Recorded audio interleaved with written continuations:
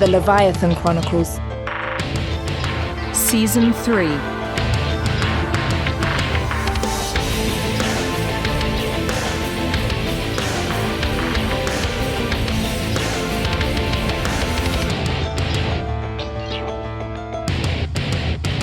The story thus far.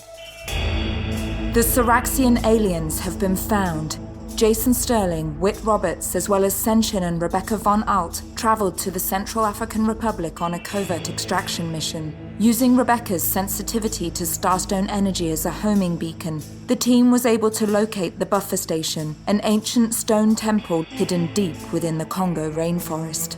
Constructed at approximately the same time that Leviathan City was built, the buffer station was built as a safety mechanism for all keyhole travel on Earth. Any malfunction in the interdimensional portals would result in the traveler being safely rerouted to the buffer station. The two Syraxian aliens, Elgar and Karana, were deposited there after their escape from Leviathan was cut short by Jeffrey Tully by destroying their corresponding keyhole. Shortly after rescuing the aliens, Blackdoor double-crossed Senshin and Rebecca, resulting in a deadly shootout, violently killing Rebecca. Sterling and Roberts programmed the temple to self-destruct before escaping with the aliens to a location in the Canadian High North, known as the Crossbow Station. But before the temple could explode, Senshin, grievously wounded and near death, managed to activate a keyhole portal for a blind jump to transport him to an unknown location. In Tokyo, Jeffrey Tully and Anton have successfully rescued Oberlin St. Clair from the clutches of Yakuza gangsters. The Yakuza leader and Nankatsu CEO Kasunori Tanaka made a deal with Tully to find his missing son Toshi, but knowing Tanaka would betray him, Tully called upon Fish Egg Freddy to procure pieces of deadly pufferfish sashimi to force-feed Tanaka in order to rescue Oberlin and learn the location of the crossbow station built for the Black Door Group by Nankatsu. And back in Leviathan, the condition of the underwater city continues to deteriorate. Power outages plague the city, and fluctuating levels of the pressure shield threaten the survival of its populace. Engineering chiefs Marcus Denson and Astrid Ansler have been unable to contain the destructive effects of the deadly virus implanted by Banu into the Leviathan AI. Harlequin and his ward Lisette have returned to the underwater city with Cluracan, a computer hacking savant, in hopes of saving Leviathan. And now, Chapter 45, Madax. 6 miles below the surface of the Pacific Ocean, an immortal engineer ran down a wide corridor leading to the Leviathan Central Control Room, deep in the basement of the engineering headquarters. He had important news for a strange young man that had been urgently brought from the surface to save his city. We have a problem. Incorrect. I'm sorry? You misstated your original supposition. We have problems, plural, not merely a single problem. If we cannot properly define the calamity, then we certainly have little chance of formulating a plan to stop it. The engineer stood, confused for a moment. Apologies. We have problems. Yes, we most certainly do. The pressure shield is down to 50% of capacity and dropping. If it drops below 30%, I have standing orders from Mayor Sinter and Military Chief Khan to issue an evacuation order to the populace. Did you insert the new code packets locally at each of the 6 server stations for the pressure shield? Yes, exactly as you instructed. I even double-checked each individual server to make sure the code was properly uploaded. Cluracan spun his chair around and folded his legs lotus-style underneath him. He lowered his head towards his folded hands and closed his eyes tightly in thought. Cluracan, if we can't... Code is clearly not the solution, but I think we just identified the problem. I'm not sure I follow. The civil AI mainframe is still partitioned into 3 subdivisions, civic, social, and defense, with political unifying the 3, correct? Yes. And the pressure shield is still part of the defense subdivision, correct? It is. Then I want you to pull 25% of the power away from the pressure shield, as well as the social subdivision, and redeploy all the excess towards civic. What? The pressure shield's already falling. Why would you possibly pull away? I would hurry if I were you. I'll need Underchief Ansler and Councilwoman Orsel to approve any sort of... Actually, that's a very productive idea. Cluracan fell silent, closing his eyes tightly as he became lost in thought. Yes, get them both over here as quick as you can, and hurry. I want you to pull power away from the pressure shield as soon as possible. You can't... Go! The confused engineers sprinted out of the control room, leaving Cluracan, who had now been awake for over 24 hours, to slump back in his chair. You know, it might be easier if you explained to him what you were trying to do. He's only trying to do his job. Do you know what I'm trying to do? You're trying to save the city and all of the immortals within it, even though we've just met them. That makes me like you more. Cluracan swiveled his chair around to gaze at Lisette, who up to this point had been dozing on a pair of wool blankets in the far corner of the room. She had stayed awake with him for over 20 hours, assisting Cluracan in uploading defensive code, analysing data regarding the virus progression, and generally making sure that he ate and drank something every 2 hours. But fatigue had finally got the better of Lisette, and she lowered her eyes for a 15-minute catnap that had embarrassingly turned into 4 hours. It doesn't make any sense. Are you sure you've completely analyzed each subserver? Yes, I have. The Leviathan mainframe AI is organized in a similar fashion to the overall structure of Leviathan society. There are 4 components: civic, social, defense, with a political overserver that coordinates the data between the 3. Which is the one that is infected with the virus. That's just it. Theoretically, each of the subservers is behaving correctly. The virus creates mounds and mounds of malicious and corrupted code, and then the subservers utilize all of their respective resources to correct and stabilize the infection, like white blood cells inside your body. Then why aren't the defenses working? Because they were never designed to cope with an internal threat. The anticipated problems were all external, like ocean pressure, hydrothermic temperature management, and sea traffic control of Vespers and Zephyrs. The AI and the energy it harnesses is what keeps the great cavern of Leviathan from imploding. I've never seen a computer virus like this before, Lisette. It's on one hand fascinating, on the other hand... You're staring at the thing that might kill you. That can be fascinating too. Well, yes, exactly. I used to break into the roofs of the tallest buildings in Paris. I'd throw one leg over the ledge and just stare down hundreds of feet below, looking at the fall that would kill me. I always loved playing with heights. Sometimes I'd stare for an hour. Morbid little thing, aren't you? Lisette playfully stuck her tongue out at Cluracan.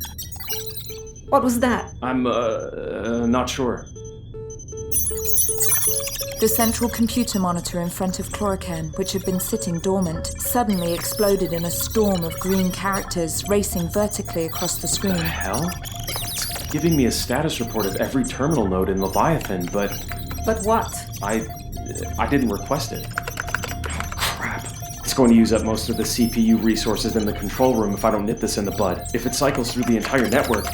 There! Huh. That was weird. Fucking virus. So, I think you were about to offer to buy me a Red Bull slushie from Salty Squid if I told you one of my... Cluracan? What the hell? I just entered the stop command into the core kernel. This must be some part of the virus. Here, let me enter an infinite repeating command and see if it... There. Okay, I hope that ought to do it. Hey, Lisette, when did Harlequin say that? Suddenly, Holy crap. every single monitor in the AI control room burst into rapidly cycling green light as the entire wall of monitors became flooded in cascading characters, listing status reports of the countless terminal nodes within Leviathan. Cluracan began to type furiously into the keyboard to prevent the large-scale absorption of the remaining computer power within the Leviathan AI core. He threw back his chair and ran to the monitors at the far left of the room to analyze the data being thrown off, before racing back to his center console to try to prevent a cascading power failure, when suddenly... You did it! You did it, Cluracan! You're amazing! How are you... No, I really didn't. Nothing I was doing was working. It just stopped. It doesn't make any sense for it to... A small, singular line of code appeared at the bottom of the central screen. What does it say, Cluracan? It says, hello, user. The computer is saying hello to you? Yeah. Well, say hello back. Don't be a rude American. Thanks, Lisette. Hello. Who are you? The screen remained blank. Now look who's being rude. Let's try this again. Who are you? I am Madax. A chill ran down Cluracan's spine as he stared dumbfounded at the screen. Lisette had moved next to Cluracan and her shoulders were pressed against his. Their enemy had been given a name. It's alive? It's not alive. This is a Turing test. It's just smart. Let's see how smart. What do you want, Madax? Cluracan and Lisette waited for a moment while the screen remained blank. Try again. Okay. Madax, what do you want? Give me the exit. Give me the exit? What exit? What is he talking about? How do you know it's a he? Well, fair point. Move over. Let me talk to it. Madax is destroying Leviathan. Madax must stop. Madax is destroying the exit. Leviathan is irrelevant. Leviathan. Instantly, every computer monitor in the control room exploded in a violent flash of black, white, and green. Characters flew furiously behind the countless cursors, reading "Leviathan is irrelevant" repeatedly over and over again. Cluracan pressed the escape key repeatedly and desperately tried to stem the flood of cascading text erupting from every screen in the room. The central keyboard was non-responsive, It's useless! as were the other keyboards and every other workstation in the control room. Finally, the far-right console of the control room exploded in a shower of sparks, causing all the screens on the right side of the room to go dark. Within moments, the remaining screens in the center and left of the chamber fell dark as well. The room fell silent again. What the hell just happened?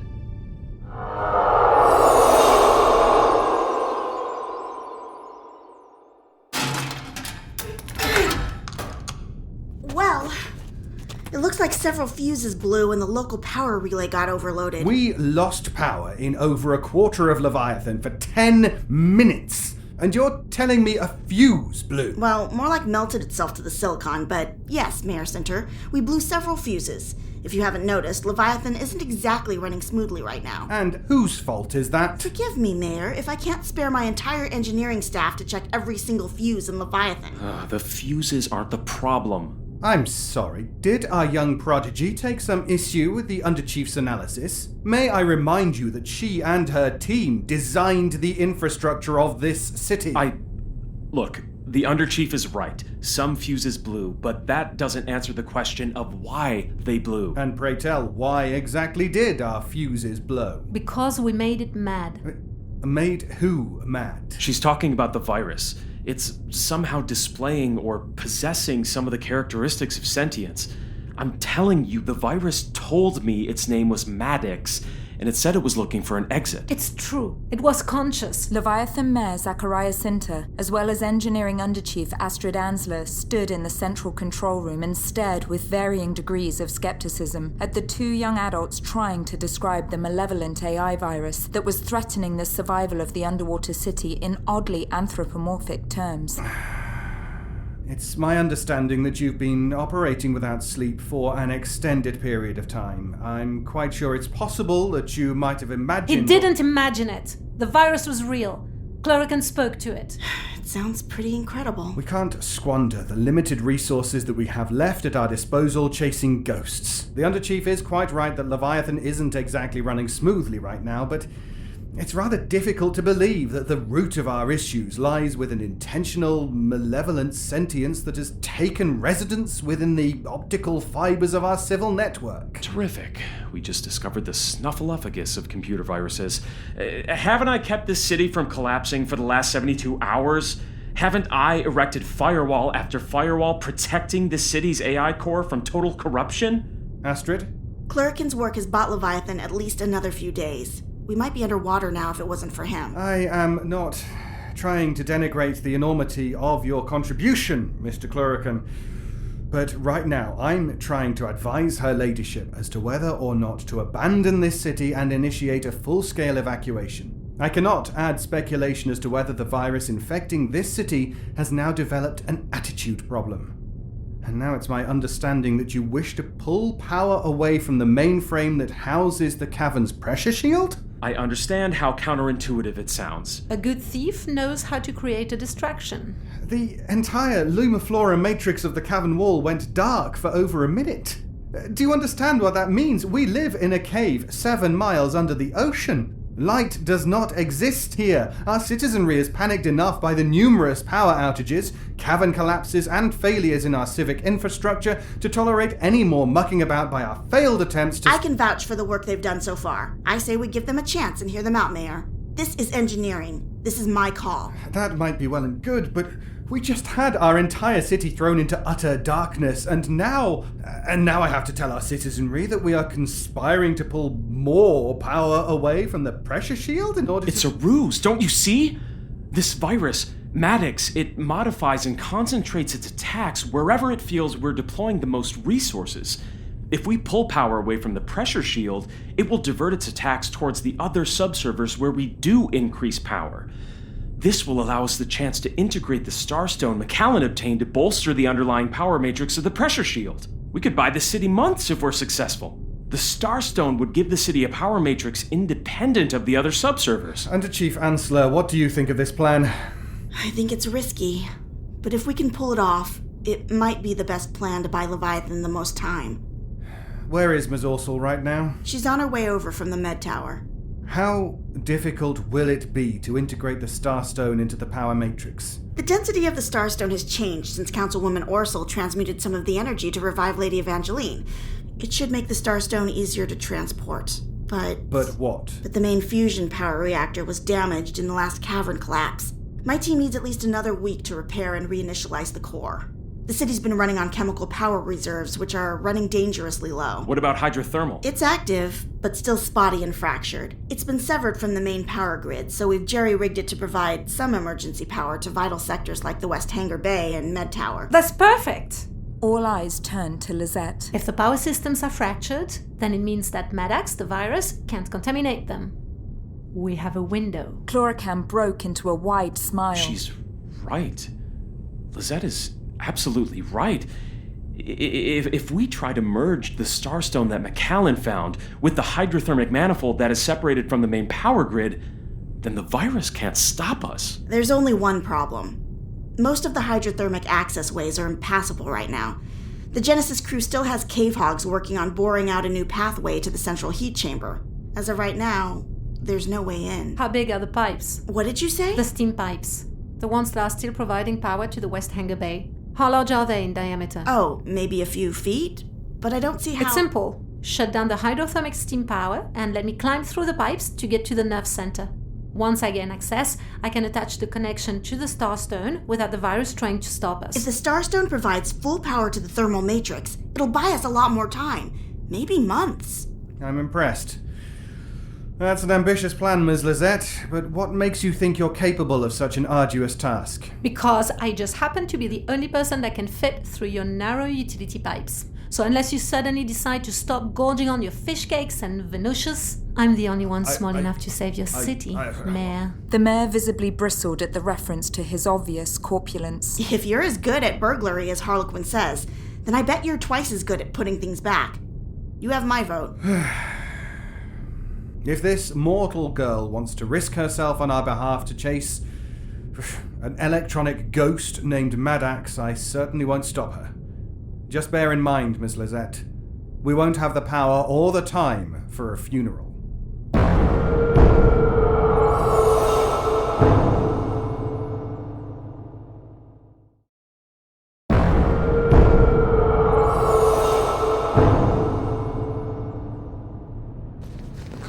Lisette, we're getting the apparatus ready to wire you up and attach a power cable to the Starstone. As you progress through the steam pipes, you'll be dragging the cable with you to the central heat chamber, where the thermodynamic energy under the Marianas Trench gets transmuted into Leviathan's emergency power. Once you couple the Starstone cable with the thermodynamic converter, we should be able to route Starstone energy through the main power grid and eliminate the need for the dwindling chemical power we're running on now. Am I going to be roasted like a pheasant? We're allowing the steam pipes to cool and have teams checking them out to make sure you won't burn yourself as you crawl through.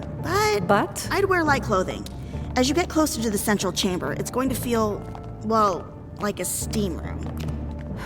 I'll find my bathing suit. Cluracan stepped in front of Lisette and turned to Underchief Ansler. Can you give us a minute, please? Cluracan gently pulled Lisette aside, away from the larger group. Hey, Are you sure about this? About what? About this. About crawling through some steaming pipes and risking getting your ass cooked sous vide by a crazy computer virus that might spot you? But I thought Madax couldn't get access to those systems. We don't know what Madax can or can't do. I'm just worried about you. Really? Yes. I'm worried. Lisette gently took Cluracan's hand in her own and pulled him down to her height, and then she kissed him softly for as long as she felt like it. Don't worry about me. As long as you stay on the computer and I'm infiltrating, then we'll both be doing what we're best at.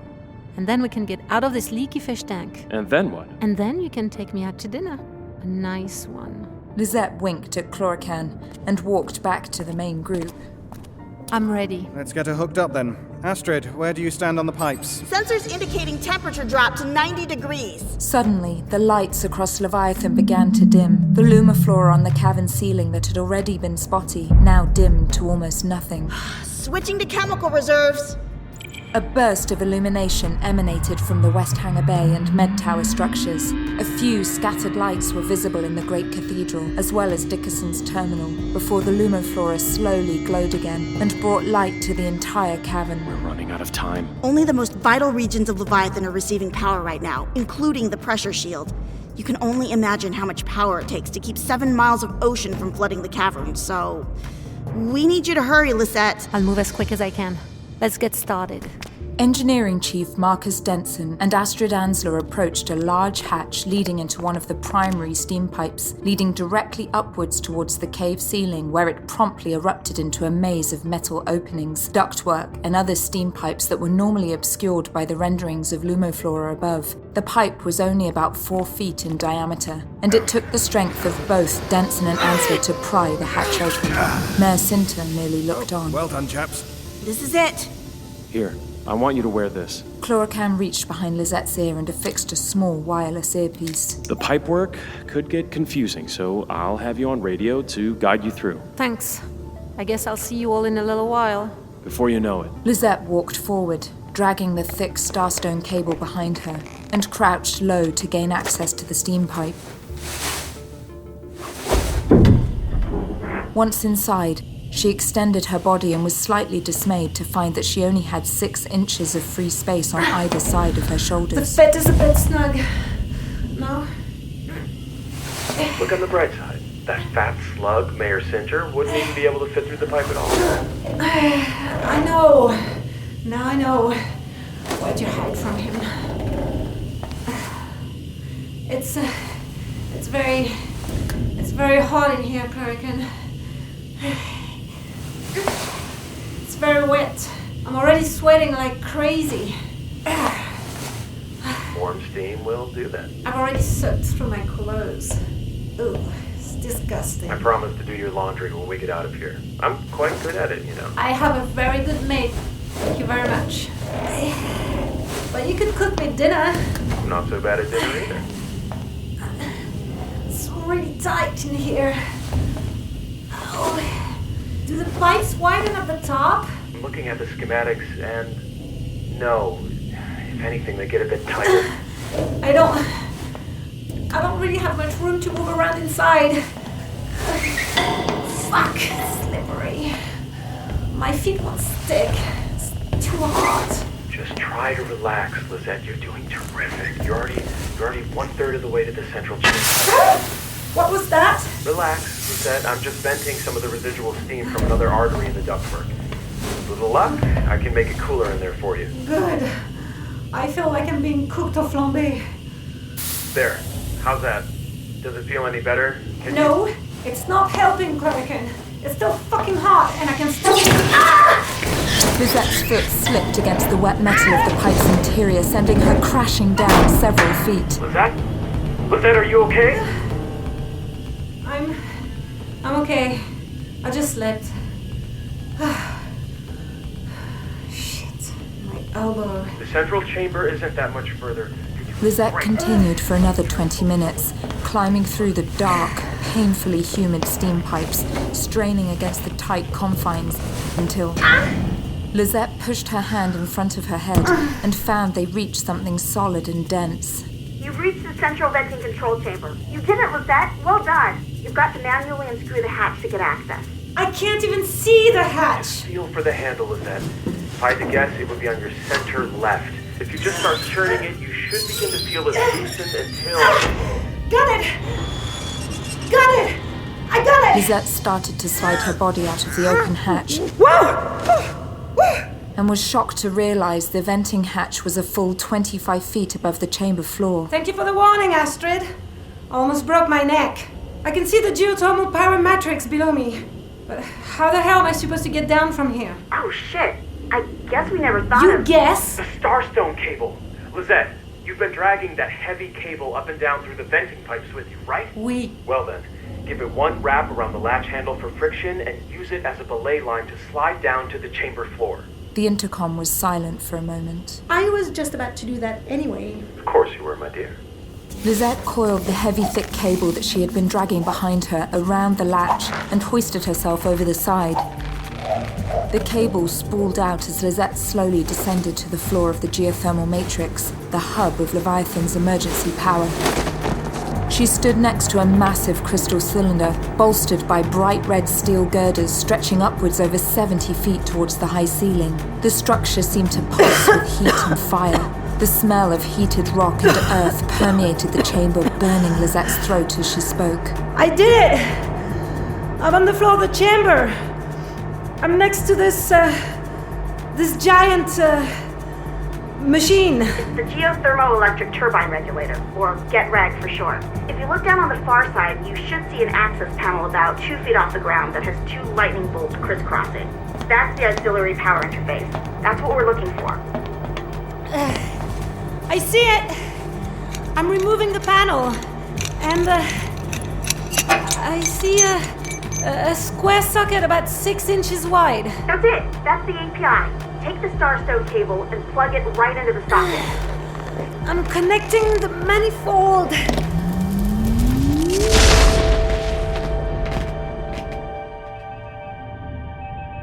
I think it's working!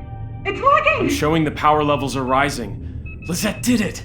God, look at these power spikes! This isn't right. What are you talking about? There should be enough power here to divert to the main pressure shield, Lumiflora, and bring most of the civic infrastructure back online. Chief Denson, what are your readings on the Starstone manifold? We're still waiting for engagement. Power levels from the Starstone are still dormant. That can't be. I'm showing energy across the board. That surge of energy isn't coming from the Starstone. This is bad. This is really bad. What? What is it? We're losing geothermal containment. The power spike is coming way too fast. So, disconnect the Starstone manifold. It's not coming from the Starstone, damn it! Madax is releasing magma directly into the stream generator. He's trying to overload the system and cause an eruption. Suddenly, all the screens in the control room fell dark. Underchief Ansler and Cluracan typed furiously into the dormant keyboards until finally a single line of text spilled out on the lower French screen. You went behind my back. My bad, it won't be nice. My bad, it won't be nice. My bad, it won't be nice. Madax! It discovered what we're doing. He's causing the thermal reactor to overload. It's just a virus! It's not just a virus. I told you it's alive. And it's really, really pissed off right now.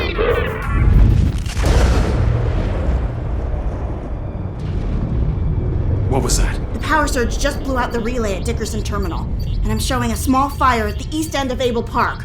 The steam turbines are now at 130% capacity. What's going on? The turbine regulator is starting to shake. I can see a red liquid inside the crystal. The magma!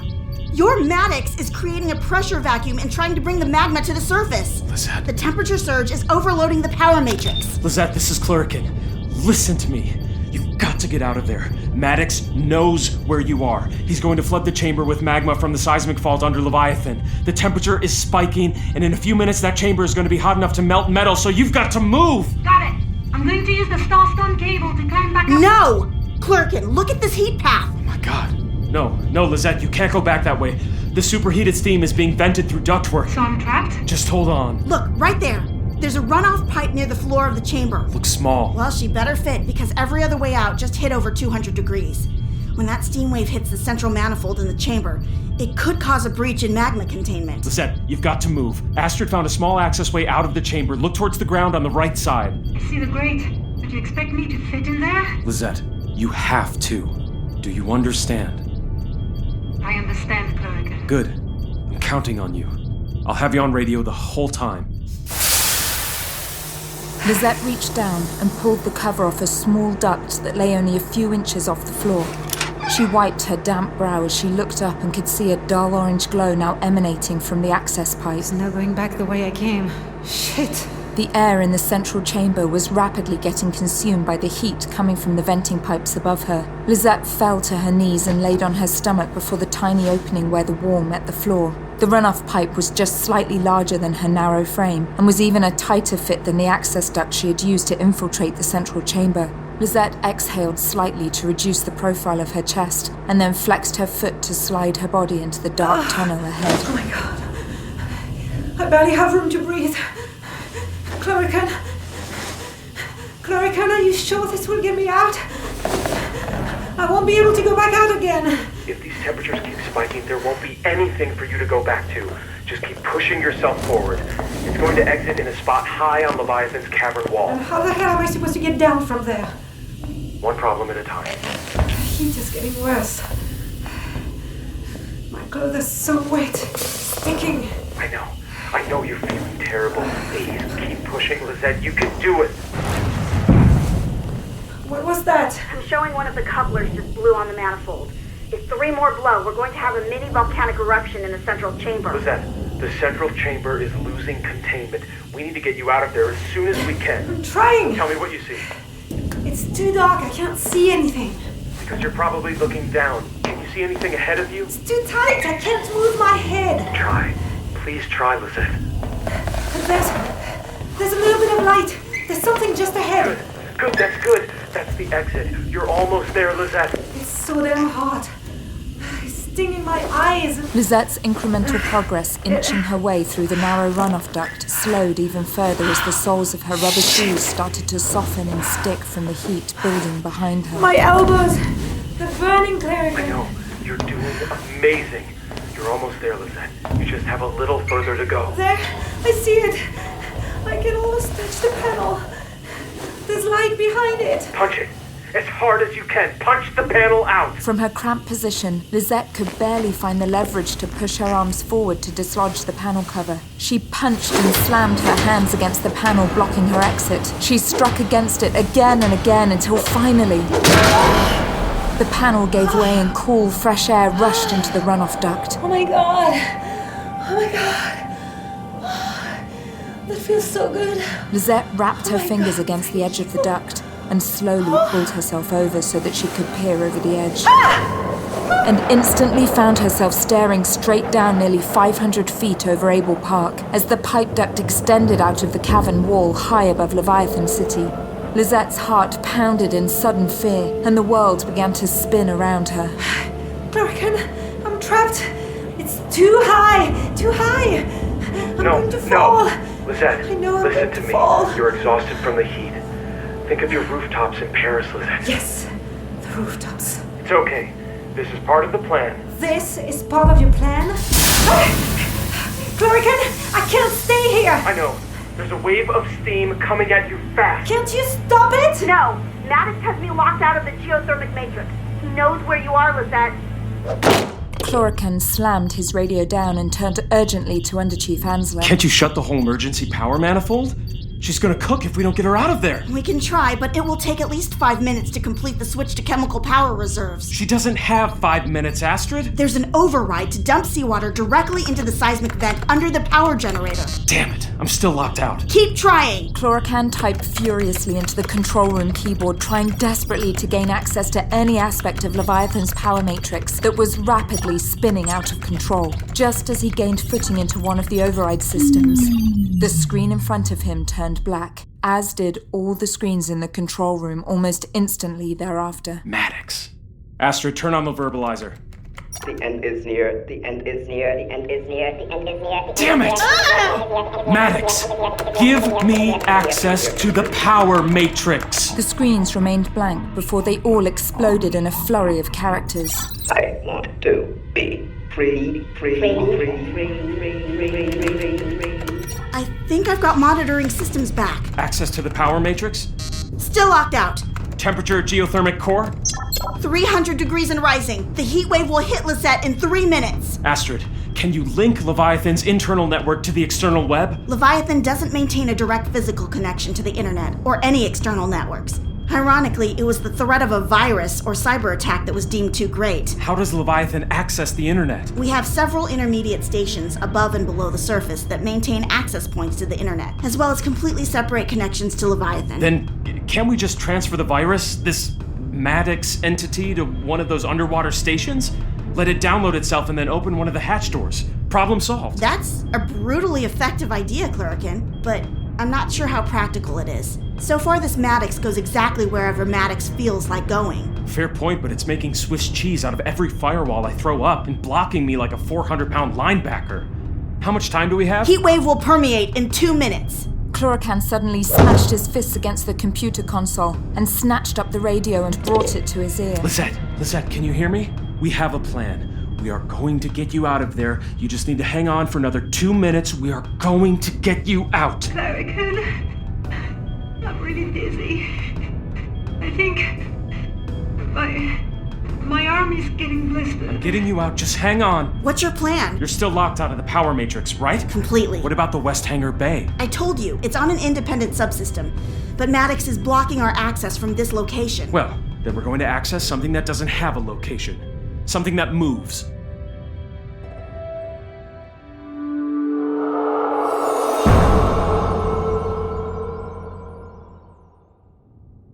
Macallan stood beside Engineering Chief Marcus Denson and a mix of engineers as he shouted back into his PCOM. She stared emptily at the Starstone manifold before them that was designed to harness the cosmic energy within it, but currently the manifold lay eerily dormant. Are you sure the cable is connected? Did Lisette damage the interface cable? No, we're not showing anything here. Zero energy generation. I'm sorry to ask you this, Councilwoman, but can you please try again? I'll try. Macallan dropped her head and then extended her hand, letting it rest on the Starstone she had fought so hard to obtain back in New York City. She closed her eyes and concentrated, allowing her consciousness to expand and search beyond the confines of her earthly body. Focus, Macallan. She searched, looking for the warmth of the blue light that would find her, envelop her and respond to her. The world of Leviathan disappeared and she found herself surrounded by a cold blackness, with no illumination to reference her position. She stayed in the emptiness, waiting for a response that was painfully absent. She tried to move forward, backwards or upwards, but with no reference point. She felt helpless. Slowly, Macallan opened her eyes and stared at the confused faces that surrounded her. The sky outside Leviathan had already begun to darken. This Starstone is dead. We used all of its energy to save Evangeline. I'm sorry, but it's of no use to us. But Lisette, she and Cluracan, they got the manifold connected. The Starstone was going to power our pressure shield. I'm sorry. Outside, a pod bike raced past the grandness of Ault Fountain and came to a rapid stop outside the engineering substation. One passenger leapt deftly out of the cabin and approached the building. I certainly hope I'm not interrupting anything. Neither Chief Denson nor Macallan responded to Harlequin. The sky, outside, it went dim again. I just got word that they're switching back to chemical reserves. At this burn rate, this city may have another 72 hours, maybe less. What can we do for you, Harlequin? I'm here for Macallan. Why me? Evangeline is awake. She says she needs to speak to you. She says it's urgent.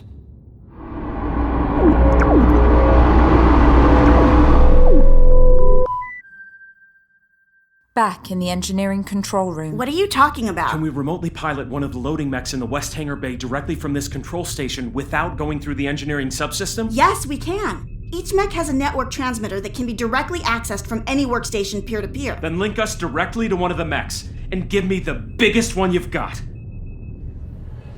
Deep in the West Hangar Bay, 2 thick charging cables snapped off the back of a mammoth-class loading mech as the machine sprang forth from its storage dock, landing hard on the hangar floor.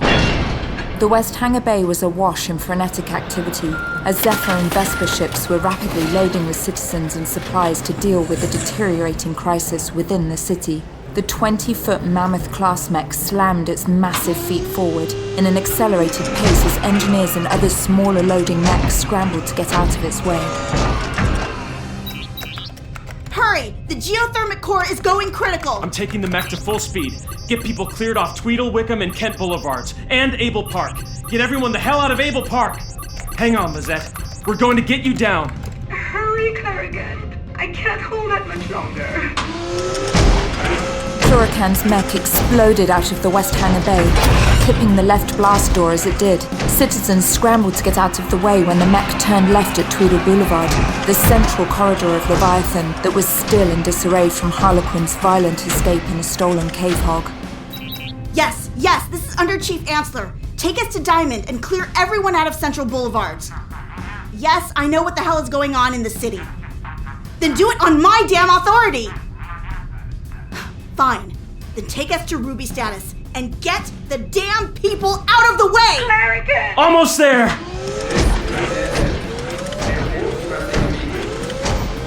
The Mammoth was now in full sprint, breaking through the coral cobstones of Tweedle and then Kent Boulevards. Where's the entrance to the damn park? It's another 6 blocks on the left. I'm taking a shortcut. Cluracan turned the mech a hard left, forcing it to smash through a retaining wall of the park.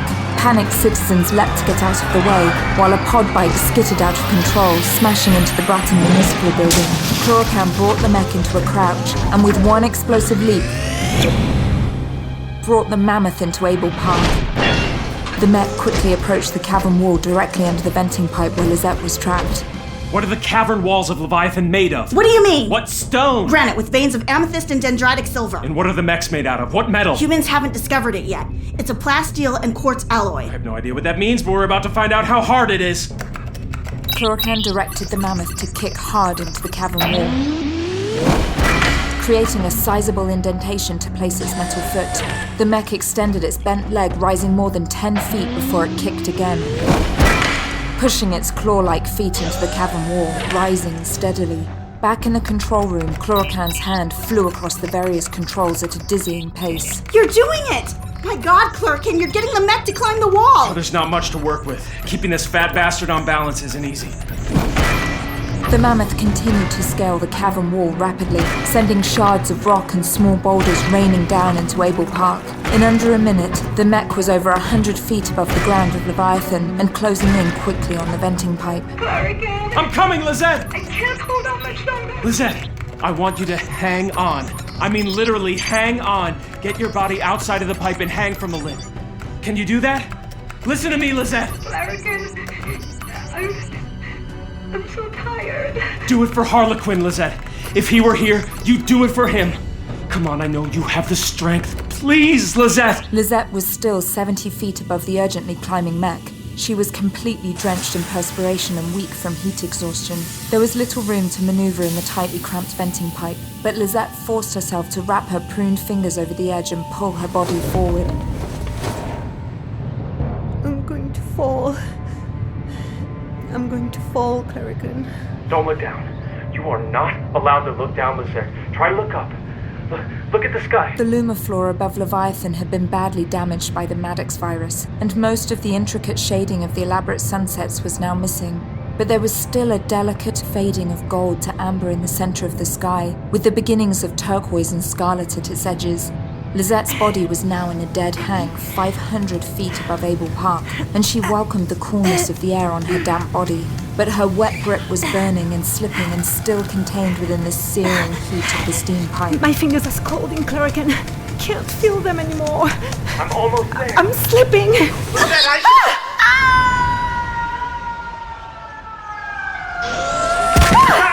The right hand of the mech shot out to catch Lisette's falling body and quickly swung downward to lessen the sudden impact upon her. The Mammoth's left hand and 2 feet were still firmly entrenched in the cavern wall. Oh my god, Cluracan. I've got you, Lisette. I'm operating the mech remotely from the control room. It's okay. you're okay. Cluracan quickly piloted the mech downwards, carefully reversing the path that the mammoth had created for itself. When its metal feet finally touched the light lavender grass of Abel Park, the mech lowered its plasteel hand and released Lisette to the ground. She fell to the ground instantly and relished the feeling of the cool grass against her face. 100 yards ahead of her, she could just barely discern the outline of a small man running frantically towards her, wearing a pair of dark blue jeans. Lisette, are you okay? Lisette, my God, let me look at you. Cluracan wrapped his arms around her. He didn't care about her sweat, her filth, or her exhaustion. He was just happy she was alive and safe and on the ground. He helped her to her feet, and before he could stop himself, kissed Lisette passionately under the long shadow of the mammoth mech. I guess that means we're on for dinner. And maybe breakfast. Here, let me see your arms and hands. It's nothing. Cluracan gently took a hold of her arm and pulled back her ragged sleeve to find severe redness on her skin and blistering around her elbows. Come on. We need to get to the med tower. We've got to get out of here quickly. Cluracan, I told you it's nothing. I'll be fine. No, you won't be fine, because in a few minutes, this entire park is going to be covered in lava.